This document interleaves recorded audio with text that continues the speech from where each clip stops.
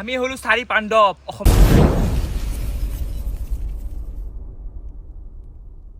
Hello' guys, জয় Shriram, welcome back to our YouTube channel অচিনাকি vlogs. আজি মানে আমাৰ ঘৰৰ গুৰিত এখন বহুত ডাঙৰ বিবাহ বানে আছে, মানে 50% হৈছে, 50% হোৱা নাই। সেইকাৰণে আপোনালোকক দেখুৱাব চেষ্টা কৰিম ভিডিঅ'ত।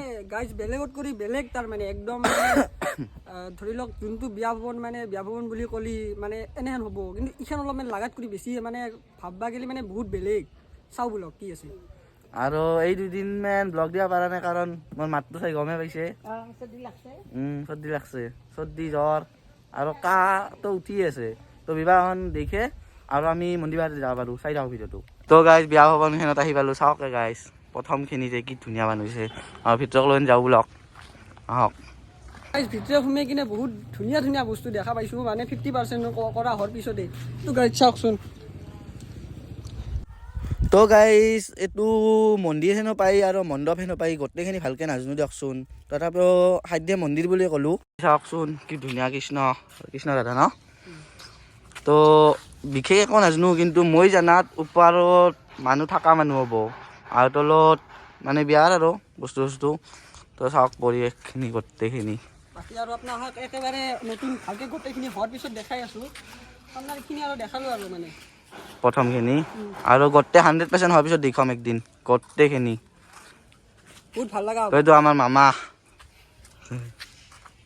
গাইজ আমাৰ গাড়ীতটো তেল নাথাকে, কমিটি কৰি আৰু কি কয় কিমান টকা ভৰাবি 100 মান হ'ব ৰ'ব গাইজ। মানে কি জানা গাইজ, সিহঁততো নেতৃত্ব নহ'ব না, নহ'লে আমাক লাইটছে যদি বাদ দিয়ে ৰাস্তাতে ভৰাম দিয়ক। ভৰাই লওঁ 100 টকা আৰু অন্যদিনা 20 টকা 50 টকা ভৰাম। 20 টকাৰ তেল দিয়া। তই কিয় ইমান আটা বাস্তা হয় দে এথেন এতিয়া খুন্দে দিলা হয় এথেনে।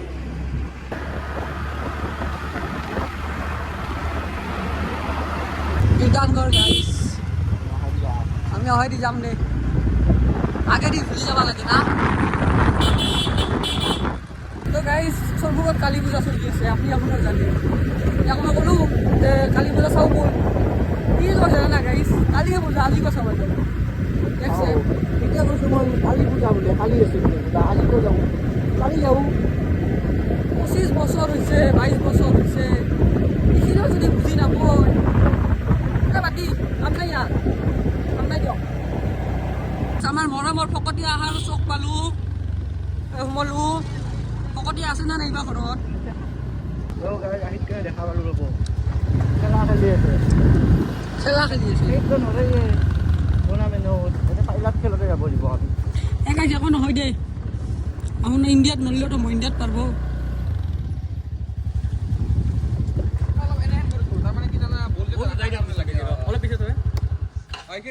তবলাডন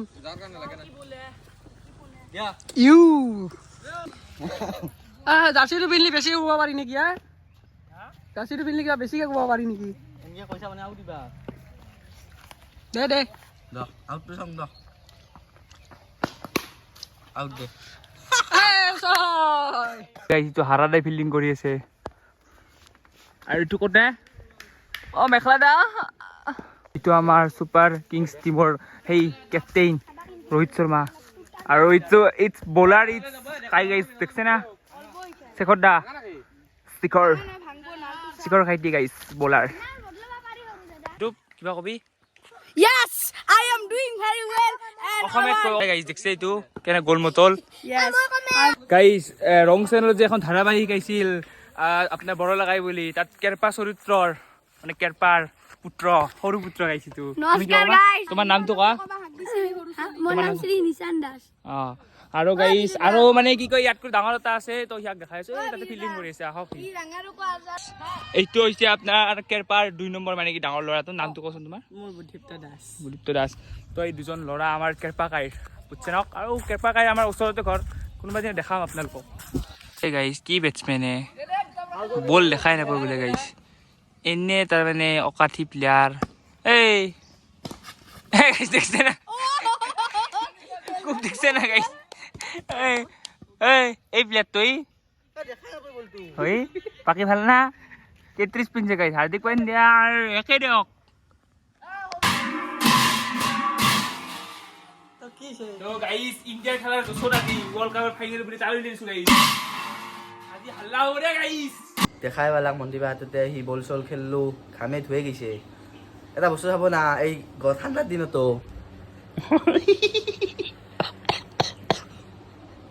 ফেন দিবা লগা হৈছে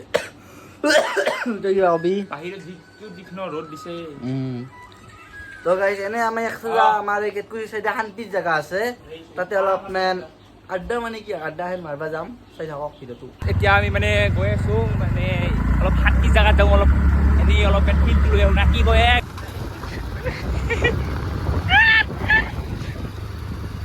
তো গাইছ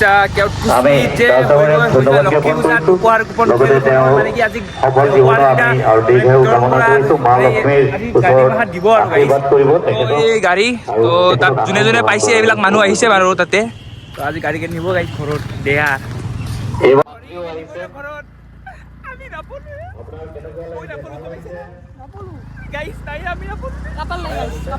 গাড়ী পাইছিলি নাপালি গাড়ীটো আমি নাপালোৱে আৰু মানে যোনে যোনে পাইছে তেওঁলোকৰ মানে কপাল খুলি গৈছে আৰু যিয়ে হওক মই বাইছ দুটা নাম্বাৰৰ কাৰণে 6 নম্বৰ মানে ৱেগনাৰ আছিল নেকি 6 নম্বৰ সেইখন নাপালোঁ তো আৰু উপায় নাই দিয়ক গাইজ আহি পালোঁ ৰ'ব জেগাখিনি এনেই পৰিৱেশটো চাই ক'ব মই কেনে কৈছোঁ শান্তিৰ জেগা না কি ধুনীয়া বাটা মেলি আছে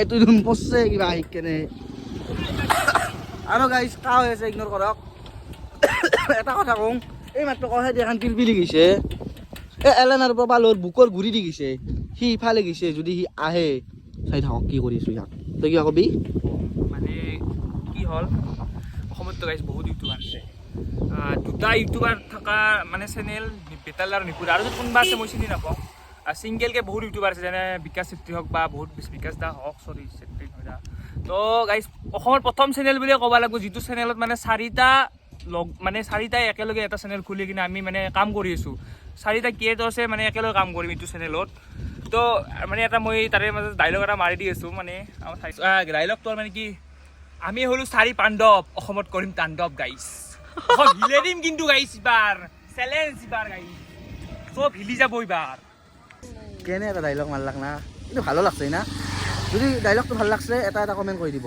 আৰু এটা লাইক দিব বহুত যিমানখিনি দিব লাগে আপোনালোক চাপৰ্ট দেখাই আছে তো দেখাই যাব আমি ভালকৈ কাম কৰি যাম যিহেতুকে আমি 4টা ক্ৰিয়েটৰ আছোঁ 4টাৰ বেলেগ বেলেগ ক্ৰিয়েটিভ মাইণ্ডেদি আমি তাৰমানে ভিডিঅ' বনাই দি থাকোঁ তো এইখিনি চাব আপোনালোকে আৰু বৰ্তমান আমি বৰপেটাতে ব্লগ দি আছোঁ ক'তো যাব পৰা নাই একো দুইখা কমিটি না আৰু যাম এটা প্লেন বানাই আছোঁ সেইটোত যাম তো গাইজ নতুন এটা ফুড চেলেঞ্জ আহি আছে অতি সোনকালে তো চেনেলটোৰ লগত জড়িত হৈ থাকিব আৰু ফুড চেলেঞ্জটো এইবাৰ কেনেহেন ধৰণৰ হ'ব আমাৰ হাৰাদা সোধোঁ মই মানে এইবাৰ ভাবছোঁ তাৰমানে উইথ ৰেচিপিৰ লগত ফুড চেলেঞ্জ কৰিম আৰু তই বানাবি আমি চেলেঞ্জ কৰিম হাৰাদা আৰু তুমি কিবা কবি গাইছ চাওক খেলাৰ চাৱাৰ কাৰণে জোচ চাওক ফাইনেল চাৱা কি বানি লৈছে টিভি ওলাইছে দেই গাইজ টিভি আছে মোৰো আছে আমাৰো ঘৰত টিভি আছে আলাদা ঘৰ আছে চবৰে ঘৰত টিভি আছে কিন্তু এনকে খেলা চাই ইণ্টাৰেষ্টটো বেলেগ 150 টকাৰ বম লৈ আহিছোঁ এটা উইকেট গেলি এটা সেই মাৰিম চাওক আৰু গাইজ জিতবা লাগব ইণ্ডিয়া আৰু জিতাৰ পিছত যিটো ধামাকা কৰিম তো গাইজ 2027 জিতব ৱৰ্ল্ড কাপ ইণ্ডিয়া সেইকাৰণে এডভান্সত মাৰি থলোঁ এইটো হয়তো ফাটে বোলে এডভান্স